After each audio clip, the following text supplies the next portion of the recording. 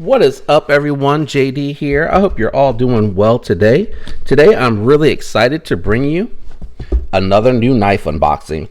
This one, though, is going to be a little bit different. What I'm hoping we can do is build up channel knives that are diverse, right? That are from everywhere, that are kind of very close or competitive in price point, so that I can evaluate really which one has the better build quality, right? What are you really getting for your money?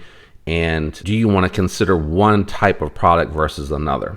All right, so that's enough for the explanation. Let's dive in here and look at what we picked up and what we're going to be reviewing and trying to decide of these that I'm going to keep. I am going to do this one at a time because I definitely want to devote an independent video to each product, but I know that there's multiple products in here. Having said that, today's unboxing knife is going to be the Axial Shift, and this is the clip point variant, and it is an S35VN made in the USA, OTF. There's the little logo. Let me go ahead and dive in here. The thing that I really do like about this Axial is because it is so thin, it actually goes straight through here without coming out. A lot of the other knives that I used to use for the unboxing, they would just slip right on out. All right, let's dive into the box. We're just gonna start with whoever's first in line, as long as there's no invoice in the way. Oh, they're wrapped up independently. And yeah, there is a little bit of an invoice. Let me get that out of here. I think I actually have this sticker. I think I have this sticker on my case. Oh no, I have the orange one on my case. If you have any clue where I picked it up from, I really like the folks over at DLT. They're really nice and I enjoy working with them. All three are in here, so we're just gonna start with whoever is first in line.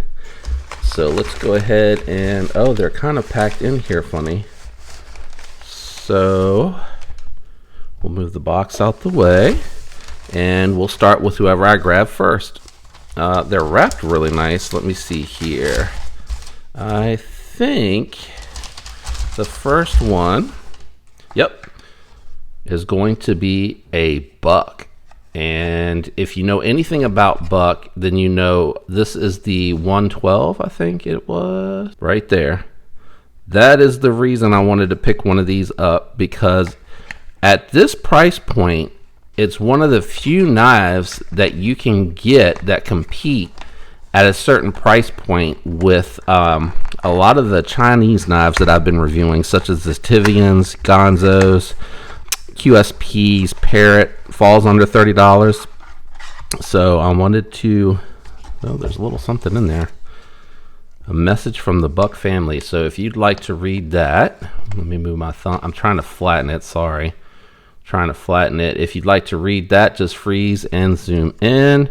And famous forever warranty. So let me make sure. I'm gonna put that back in the box. No frills with the package. Yeah, it's the 110 Slim. All right, so this, if I recall correctly, and I don't recall off the top of my head, and hopefully it's on the blade itself, comes with a 420 blade steel. Now, is this a flippable knife? No, not at all. Not at all. That you could probably, if you wanted to. No, you can't. So it does have thumb studs, and I think that's probably more for the slow roll opening. As you can see here, the Buck 110. This is a hollow grind clip point, very slender. This would definitely be very friendly for an EDC knife.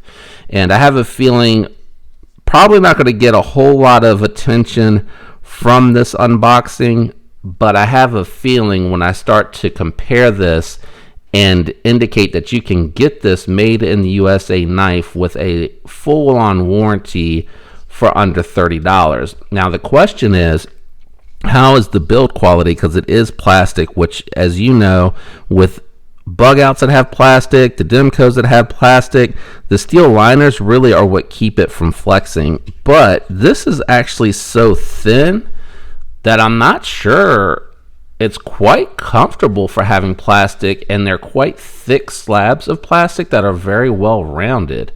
Not a huge fan of that pocket clip, and I may investigate to see what other options are out there for the pocket clip, but I really also don't want to mess with it because I do want this to be my under $30 American made knife that I use when I do the full reviews for any of the foreign made knives, and then vice versa. So it's about diversifying. It's not necessarily meant to be buy this, buy that. Hopefully that makes sense.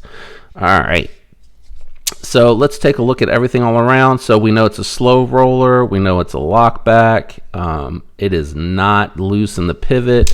So this is definitely 100% a two-handed knife. But if you're on a budget, you're looking to spend about 30 bucks.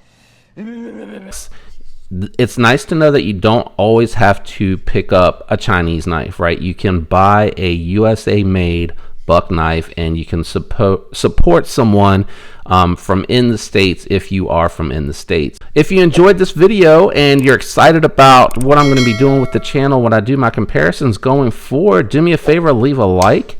Consider subscribing to the channel if you enjoy the content, and don't forget to turn those notifications on so you get alerts whenever future videos drop. Thanks for tuning in with me today. Stay sharp. Until next time, guys. Peace.